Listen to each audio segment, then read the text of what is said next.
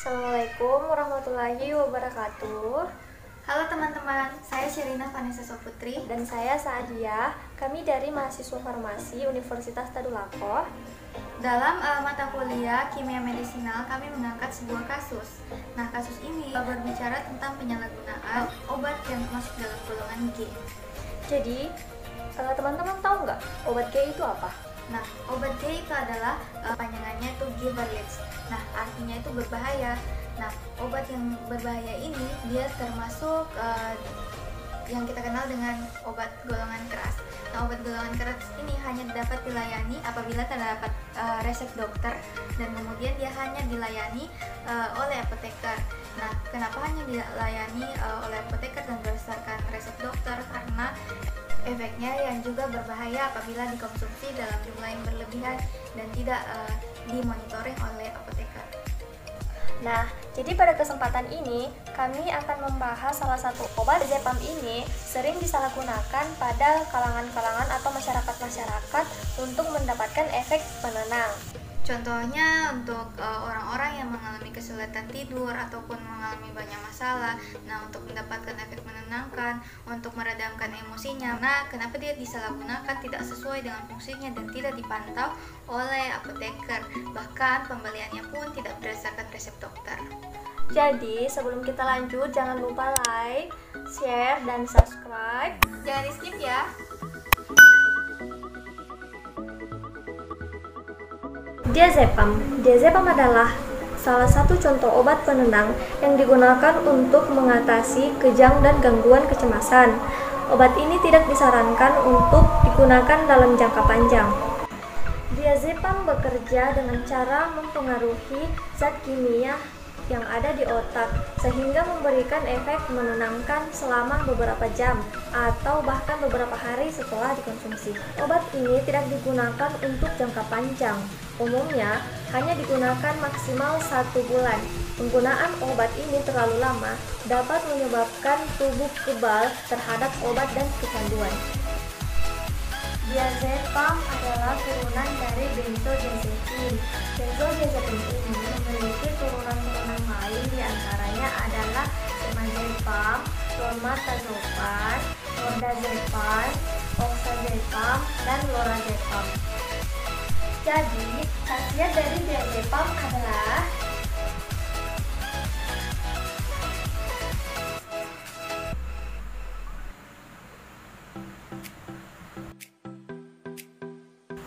Diazepam memiliki bentuk padat putih kristal kuning. Suhu lelehnya atau titik leburnya adalah 131,4 sampai 134,5 derajat Celcius. pH-nya netral. Suhu penyimpanan 15 sampai 30 derajat Celcius. pKa-nya adalah 13,4. Berikut adalah contoh-contoh sediaan diazepam. Di antaranya adalah nasal spray, tablet, intramuskular atau intravena, dan klimaks. Pada fase farmasetiknya, jadi efek farmakologinya kecemasan, serangan panik, insomnia, kejang. Jadi ketika satu obat itu diazepam telah melewati fase farmasetiknya, yaitu bagaimana suatu obat diformulasikan untuk bisa masuk ke dalam tubuh, baik dia punya bentuk sediaan maupun mempertimbangkan sifat fisikokimianya, maka obat itu akan melanjutkan fase farmakokinetik. Fase farmakokinetik yang kita kenal yaitu ada 4, yaitu yang bisa kita sebut dengan ATMA: fase absorpsi, distribusi, metabolisme, dan ekskresi. Pada bagian pertama yang akan saya jelaskan yaitu fase absorpsi. Pada fase absorpsi ini, ketika obat sudah ditelan atau melewati rute oral, maka dia akan menuju ke lambung. Nah, di dalam lambung ini kita mengetahui terdapat asam lambung atau rumus kimianya HCl. Nah, berdasarkan struktur dari diazepam ini terdapat gugus klorida yang menyebabkan diazepam tidak akan terionisasi apabila berada di dalam lambung. Setelah dia tidak akan terionisasi, maka dia bisa terabsorpsi secara perlahan-lahan pada lambung. Kemudian akan diteruskan ke dalam usus. Nah, di dalam usus terdapat gugus amina yang menyebabkan diazepam tidak akan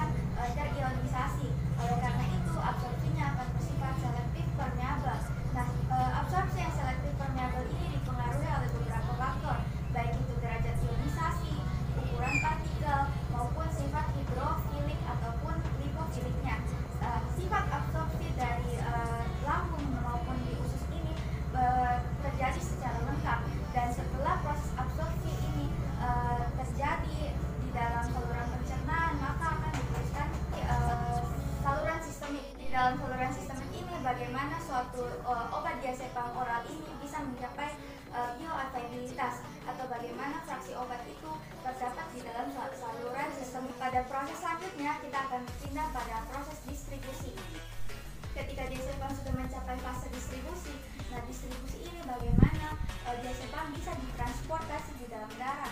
Nah, sifat transportasi di dalam darah dari diazepam ini bersifat dinamis. Faktor-faktor yang mempengaruhi bagaimana distribusi obat diazepam di dalam darah yaitu yang pertama ada perbedaan konsentrasi, faktor aliran darah, dan permeabilitas membran. Pada fase distribusi ini berhubungan dengan volume distribusi obat di dalam darah. Untuk volume distribusi diazepam di dalam sirkulasi sistemik itu yaitu 1,1 liter per kilogram dengan tingkat pengikatan dengan albumin dalam plasma yaitu 98% sampai 99%. Kemudian setelah diazepam melewati sirkulasi sistemik, otomatis sirkulasi sistemik ini akan mencapai pada sistem saraf pusat yaitu otak. Nah, di dalam otak itu terdapat sawar darah otak yang nantinya akan melindungi otak terhadap berbagai jenis bahan kimia yang masuk ke dalam tubuh dengan sifat likofilitas yang sangat rapat. Oleh karena itu, diazepam yang memiliki sifat kimia dengan likofilitas yang tinggi, dia dapat menembus perlahan-lahan sawar darah otak. Kemudian, kadar diazepam dalam cairan cerebrospinal ini sama dengan obat diazepam bebas dalam plasma darah. Kemudian, dia dapat terakumulasi pada dosis yang berulang. Sehingga apabila obat diazepam ini diminum secara terus-menerus, maka ketika dia tercapai dalam konsentrasi yang tinggi, bahkan hingga mencapai konsentrasi toksik maksimum, maka dia dapat menyebabkan toksisitas pada pasien yang meminumnya. Kemudian distribusi diazepam dalam tubuh manusia itu berhubungan dengan konsentrasi dalam plasma secara maksimum yaitu sekitar 15 sampai dengan 90% untuk orang dewasa dan 40% pada anak-anak. Kualitas diazepam yaitu 100%. Kemudian range waktu paruh plasma yaitu 20 sampai 100 jam dengan waktu paruh plasma itu rata-rata sekitar 30 jam. Selanjutnya, setelah obat diazepam ini terdistribusi di dalam tubuh hingga mencapai sistem saraf pusat, maka akan dilanjutkan dengan yang namanya proses metabolisme. Proses metabolisme yang secara umum dalam fase farmakokinetika ini terdiri atas dua fase. Fase yang pertama yaitu terdiri atas fase oksidasi, reduksi, dan hidrolisasi. Pada fase 2 yaitu berkaitan dengan sintesis. Yang berkaitan dengan sintesis maksudnya apa? Yaitu terjadi konjugasi dengan glisin, sulfat maupun dengan asam glukuronat. Selanjutnya kedua senyawa yang melewati fase 1 maupun fase 2 ini dia akan menjadi metabolit C. Nah, metabolit C ini adalah metabolit yang sudah dalam bentuk pola yang akan siap untuk diekskresikan. Nah, metabolisme diazepam ini terjadi di dalam hati yang dibantu oleh enzim mikrosomal hidroksilasi. Nah, kemudian akan menghasilkan senyawa N-methyl-hexazepam aktif. Nah, 3 metabolit aktif yang utama yang terdapat pada diazepam ini yaitu yang pertama ada N-dismethyl-diazepam yaitu kita kenal dengan nordiazepam, kemudian yang kedua ada oxazepam, dan kemudian yang ketiga ada temazepam. Ini metabolisme diazepam yang melalui dua fase. Fase pertama, senyawa obat diazepam memiliki gugus N-dealkilasi. Apabila mengalami reaksi oksidasi menghasilkan dua senyawa, yaitu N-dismethyl-diazepam dan temazepam. Hasil reaksi oksidasi pertama, yaitu N-dismethyl-diazepam, terjadi kehilangan gugus alkil yang terikat pada atom nitrogen. Pada hasil reaksi oksidasi yang kedua, terjadi penambahan gugus hidroksil. Dua senyawa ini, yaitu N-dismethyl-diazepam dan temazepam, akan mengalami reaksi oksidasi lagi menjadi oxazepam. Oxazepam yang telah kehilangan alkil yang telah ditambahkan dengan gugus hidroksil. Pada fase 2, mengalami konjugasi glukuronat, yaitu penambahan gugus hidroksil yang membuat senyawa tersebut menjadi lebih polar dan hidrofilik. Pengikatan dengan glukuronat yaitu pengikatan dengan banyak gugus hidroksil sehingga oxazepam menjadi gugus yang lebih polar dan hidrofilik karena terjadi penambahan gugus hidroksil. Hasil metabolisme yang pertama, N-dismethyl-diazepam memiliki efek farmakologi yang sama dengan diazepam. dengan T/2 yang lebih panjang, yaitu 30 sampai dengan 200 jam, yaitu 2 kali lebih besar dari diazepam. Konsentrasinya akan perlahan-lahan habis. Untuk menghasilkan efek yang 2 kali lebih besar daripada diazepam, proses metabolismenya dibantu oleh enzim CYP2C19. Untuk hasil metabolit yang selanjutnya yaitu temazepam memiliki waktu paruh 10 sampai dengan 20 jam. Metabolismenya ini dibantu oleh enzim CYP3A4 dan CYP3A5, di mana terjadi konjugasi dengan asam glukuronat sebelum dieliminasi. Yang perlu menjadi perhatian yaitu pada endesmetil diazepam, karena perlu berhati-hati dan perlu mengontrol konsentrasinya, karena apabila konsentrasinya diberikan secara terus-menerus, maka dengan efek yang 2 kali lebih besar akan menghasilkan efek toksik yang lebih besar pula, karena terjadi penumpukan konsentrasi selama proses metabolismenya. Pada fase ekskresi ini, di mana senyawa diazepam yang telah mengalami fase metabolisme, dia akan terkonjugasi oleh asam glukuronat. Penambahan asam glukuronat ini akan menyebabkan senyawa hasil metabolisme diazepam ini akan menjadi lebih polar, sehingga dia siap untuk dikeluarkan dalam bentuk urin yang bebas maupun urin yang dalam bentuk terkonjugasi, sehingga dia akan menghasilkan bentuk senyawa glukuronida atau metabolit oksidasi. Dan kemudian selanjutnya eliminasi plasma ini akan memanjang pada pasien neonatus, yaitu bayi yang berusia 1 sampai dengan 20 hari, kemudian pada pasien geriatrik, yaitu pada pasien usia lanjut, yaitu yang sekitar usianya lebih dari 60 tahun, dan kemudian pada pasien gangguan hati.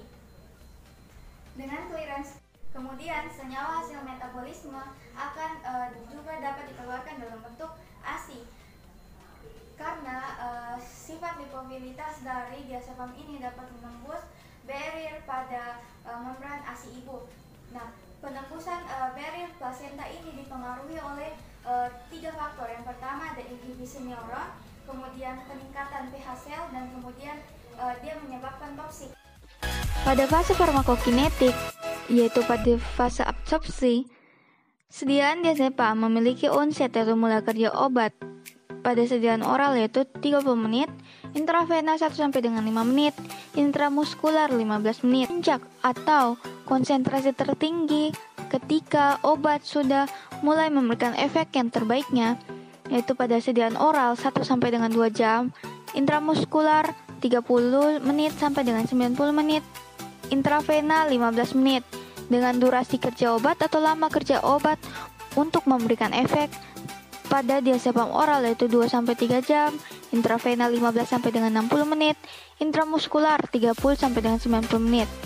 Adapun konsentrasi dalam plasmanya yaitu ketika diberikan secara intravena yaitu 0,02 sampai dengan 1,01 mikrogram per mililiter.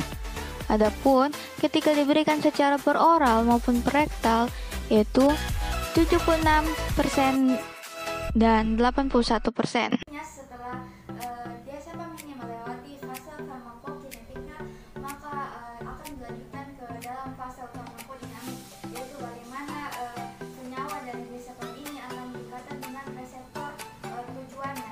Nah, hampir semua efek dari diazepam ini merupakan golongan yang berpusat pada reseptor di dalam sistem saraf pusat, yaitu di otak, yaitu dalam efek-efek utamanya yaitu sedasi, hipnosis, pengurangan terhadap rangsangan, emosi atau yang kita kenal dengan ansietas, kemudian relaksasi otot, dan antikonvulsif. Nah, kemudian target kerja reseptor dari diazepam ini yaitu pada reseptor GABA. Nah, kita kenal bahwa pada reseptor GABA yaitu terdapat 3 macam subunit, yaitu subunit alpha, subunit beta, dan subunit gamma. Nah, di mana ketiga reseptor ini berkombinasi dengan 5 atau lebih membran postsinaptik, diazepam akan meningkatkan efek dari GABA untuk berikatan dengan tempat yang spesifik dan dengan